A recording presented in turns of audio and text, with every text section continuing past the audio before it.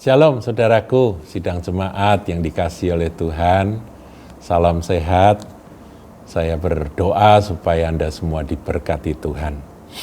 Saudaraku, saya akan menyampaikan tentang Providentia Dei. Apakah Providentia Dei itu? Itu adalah istilah dalam bahasa Latin yang artinya penyediaan Allah. Saudaraku, kita pelajari di dalam Alkitab bahwa Tuhan kita, Allah kita itu setia. Dia selalu menyediakan kebutuhan bagi umatnya. Umat Israel 40 tahun tidak pernah mencangkul, tidak menanam, tidak menabur, tidak mengairi akan tanahnya. Mereka berjalan aja di padang gurun yang kering. Tuhan pelihara. Setiap pagi mana turun dengan setia, sehingga mereka bisa makan dan mereka tidak kekurangan. Kemudian airnya dari mana? Oh, ada gunung batu yang memancarkan air, dan air itu menjadi sungai yang mengikuti mereka. Saudara, luar biasa yang namanya Providentia Dei. Nah, ada satu cerita di zaman raja-raja, yaitu seorang nabi yang bernama Elia. Elia ini menyampaikan firman karena disuruh oleh Tuhan kepada Raja Ahab bahwa akan ada masa kering kecuali kalau aku katakan. Tidak akan turun hujan kecuali kalau aku katakan. Bayangkan, saudara. Dan setelah itu Tuhan memerintahkan Elia untuk pergi ke tepi sungai Kerit.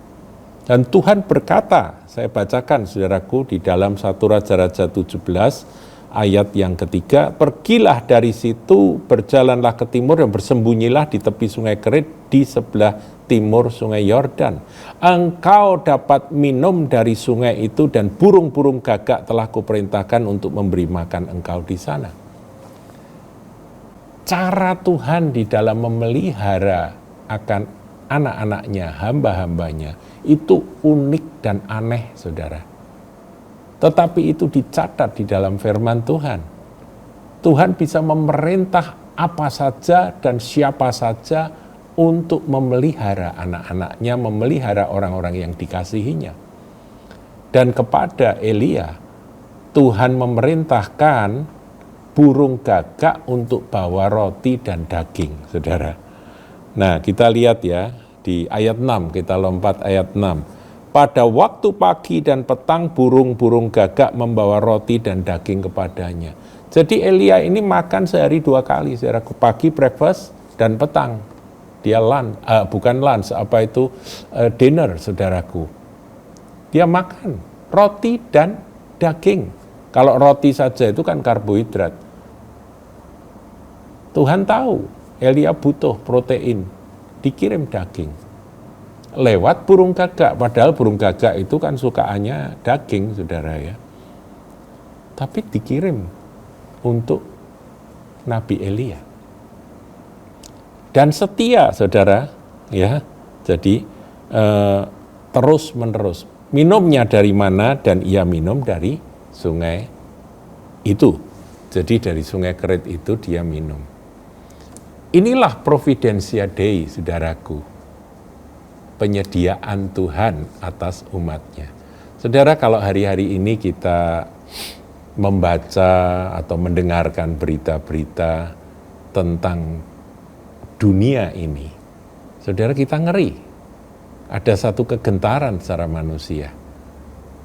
Bagaimana situasi dunia ya setelah pandemi yang memukul akan sendi-sendi kehidupan manusia, bisnis kacau balau karena pandemi ya, sampai 2 tahun lebih.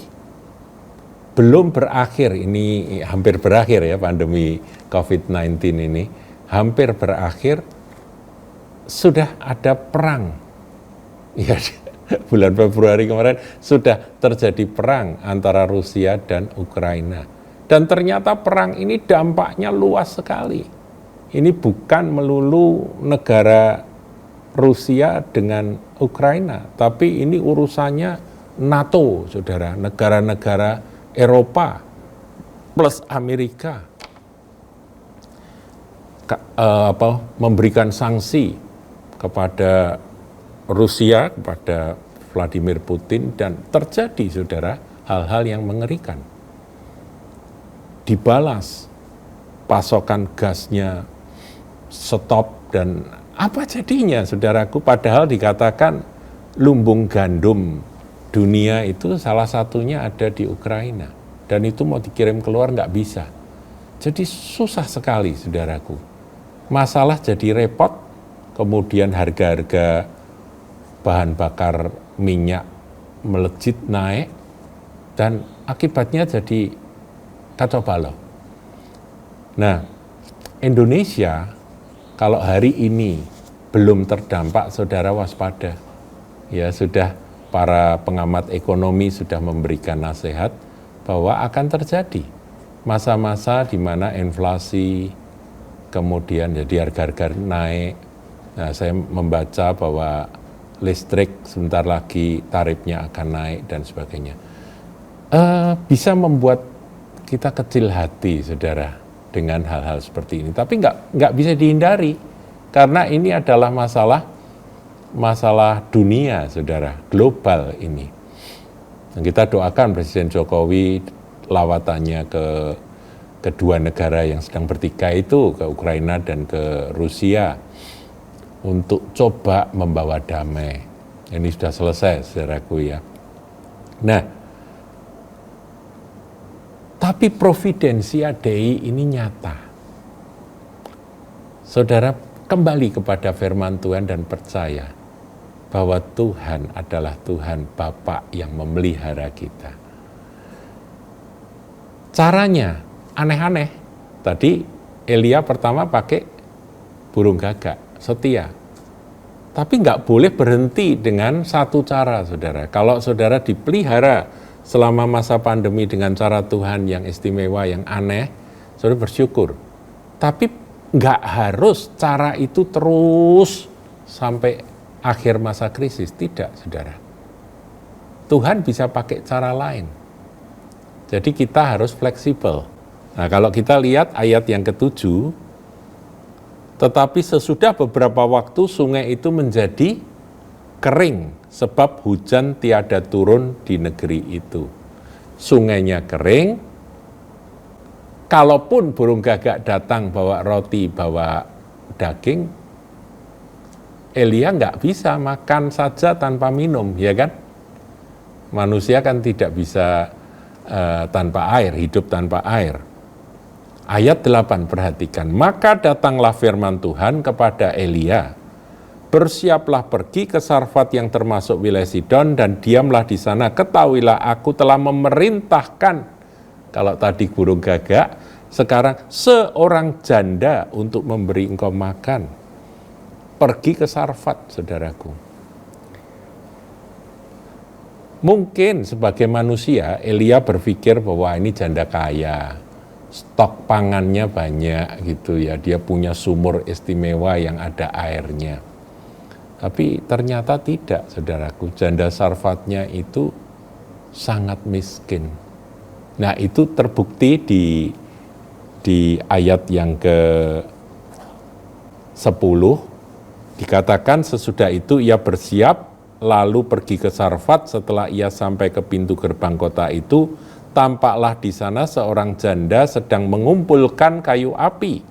Ia berseru kepada perempuan itu, katanya, cobalah ambil bagiku sedikit air dalam kendi supaya aku minum. Ketika perempuan itu pergi mengambilnya, ia berseru lagi.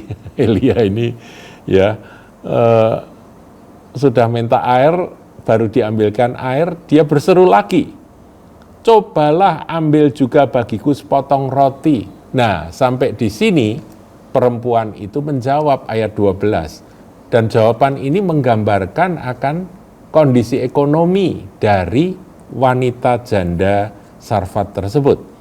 Perempuan itu menjawab, demi Tuhan Allahmu yang hidup, sesungguhnya tidak ada roti padaku sedikit pun, kecuali segenggam tepung dalam tempayan dan sedikit minyak dalam buli-buli, dan sekarang aku sedang mengumpulkan 2-3 potong kayu api. Kemudian aku mau pulang dan mengolahnya bagiku dan bagi anakku.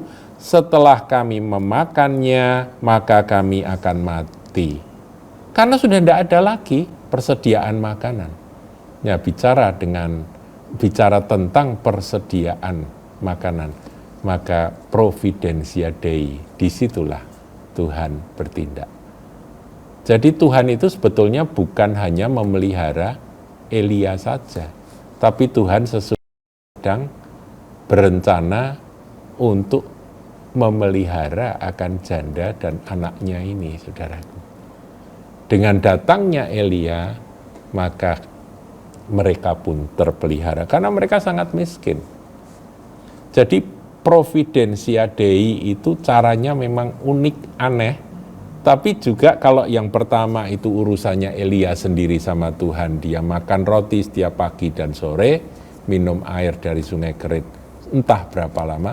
Sekarang urusannya dia menjadi berkat bagi janda Sarfat dan anaknya.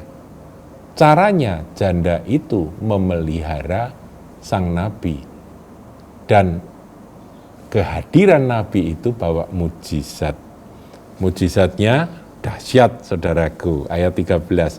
Tetapi Elia berkata kepadanya, janganlah takut, pulanglah, buatlah seperti yang kau katakan, tetapi buatlah lebih dahulu bagiku sepotong roti bundar kecil daripadanya, dan bawalah kepadaku, kemudian barulah kau buat bagimu dan bagi anakmu.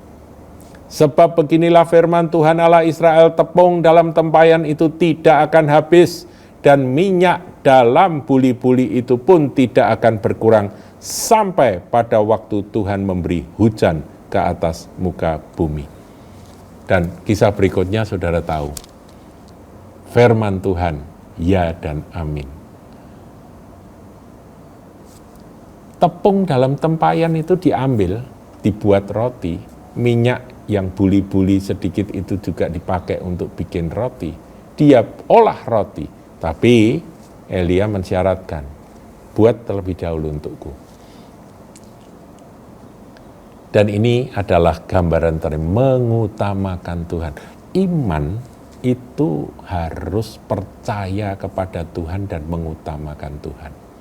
Ketika saudara percaya akan providentia Dei, saudara jangan tinggalkan ibadah, jangan tinggalkan doa, jangan tinggalkan firman Tuhan. Utamakan Tuhan. Kalau saudara dapat berkat, berikan persembahan, persepuluhan, persembahan syukur saudara untuk pekerjaan Tuhan supaya bergulir.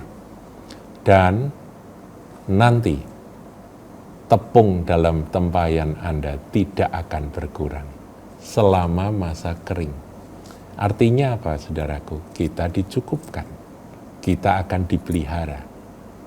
Memelihara akan pekerjaan Tuhan berarti memelihara akan keluarga kita sendiri. Itu pesan dari kisah janda Sarfat. Saudaraku, bahkan nanti ya anaknya janda Sarfat itu sakit dan mati, itu pun ditolong oleh Tuhan melalui Nabi Elia, dihidupkan kembali. Haleluya. Saudaraku, mujizat justru akan kita saksikan ketika masa kering, masa susah, masa resesi itu sedang kita lewati atau kita hadapi. Mujizat justru dinyatakan di sana. Tuhan Yesus berkati.